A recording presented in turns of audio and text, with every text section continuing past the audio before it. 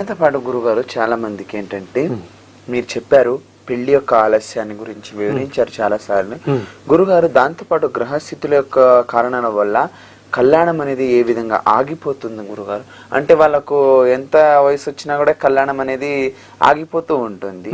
అలాంటి సమయంలో ఏ గ్రహానికి పూజలు చేస్తే కళ్యాణం అనేది తొందరగా అయిపోతుంది అంటారు గురుగారు? దాని గురించి కొంచెం చిన్న వివరణ. తప్పకుండా. వివాహానికి వైవాహిక జీవితానికి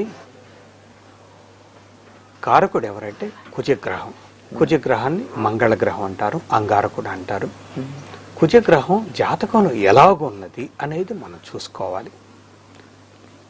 ఎలాగున్నదని చూసుకోవడానికంటే కుజుడు బాగున్నాడా లేడా, ఫస్ట్ ఏంటంటే ఎక్కడ ఉన్నాడు కుజుడు, ఏ స్థానంలో ఉన్నాడు, ఎలాగున్నాడు అది చూసుకోవాలి. ఆ తర్వాత గురు బలం ఉందా, అతి శుభగ్రహం అయినటువంటి గురువు ఉన్నాడా లేడా. ఒకవేళ అతి శుభగ్రహం గురువు ఉన్నా కూడా ఎవరైనా శత్రువులు ఉన్నారా అది చూడాలి. కుజుడికి గురు బలం ఉన్న వాళ్ళందరికీ పెళ్ళి అవుతుంది. ఏమైనా శత్రువులు వచ్చి ఇబ్బంది పెడుతుండేటట్టయితే శని వలన వివాహం ఆలస్యం అవుతుంది. మీకు అందరికీ తెలిసిన విషయమే, శని అంటే ఏ విషయాన్ని ఆలస్యం చేస్తాడని. అలాగే రాహు కనుక ఉండేటట్లయితే ఆ వ్యక్తికి స్త్రీ కానీ పురుషుడు కానీ నాకు ఇప్పుడు పెళ్లికి వద్దు అని తల్లిదండ్రులు చేస్తానన్నా ఇప్పుడు వద్దు, ఆ మంచి మంచి ఆపర్చునిటీస్ వచ్చి చేసుకోవడానికి మేమిస్తాం అమ్మాయిని అని వచ్చిన ఈ అమ్మాయిని పెళ్లి చేసుకోవడానికే, ఈ వ్యక్తిని పెళ్లి చేసుకోవడానికి అబ్బాయిలు ఎంతమంది వచ్చినా కూడా నాకు ఇప్పుడు పెళ్లి వద్దు, నేను ఇంకా చదువుకోవాలి, లేదు నేను బాలకుమారుని ఇప్పుడే నాకు పెళ్లి ఏంటి, తొందర ఏంటి అని అది రాహు చేస్తాడు. పెళ్లి సరే వాళ్ళు నిర్ణయించుకొని వెళ్ళినప్పుడు ఇంతలో ఏమవుతుందంటే వాళ్ళు ఓకే ఇప్పుడు అన్నీ నేను పెళ్లి చేసుకోవడానికి సిద్ధంగా ఉన్నాను డిక్లేర్ చేసిన తర్వాత తల్లిదండ్రులు కానీ మిగిలిన వాళ్ళు కానీ పెళ్లి సంబంధాలకు వెతుకుతూ ఉంటే వాళ్ళు అదే కొన్నిసార్లు ఏమవుతుందంటే వాళ్ళు అవతల వాళ్ళకి నచ్చకుండా ఉండడం జరుగుతూ ఉంటుంది. అంటే ఆ రాహు ఆ పని చేస్తాడు.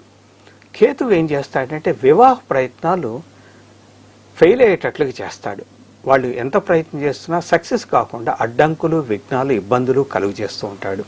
ఆ ఇబ్బందులు ఎంతవరకు అనంటే సరిగ్గా కొన్ని కేసుల్లో అయితే వాళ్ళు ఒప్పుకున్నారండి, ఒప్పుకున్న తర్వాత మళ్ళీ 2 రోజులు అయిపోయిన తర్వాత నో మీ సంబంధం వద్దు, అది కేతువు చేస్తాడు. అసలు పెళ్లికి 15 రోజుల ముందు కూడా క్యాన్సిల్ అయ్యేటట్లుగా రేపు పెళ్ళేనుక క్యాన్సిల్ అయిన కేసులు ఉన్నాయి.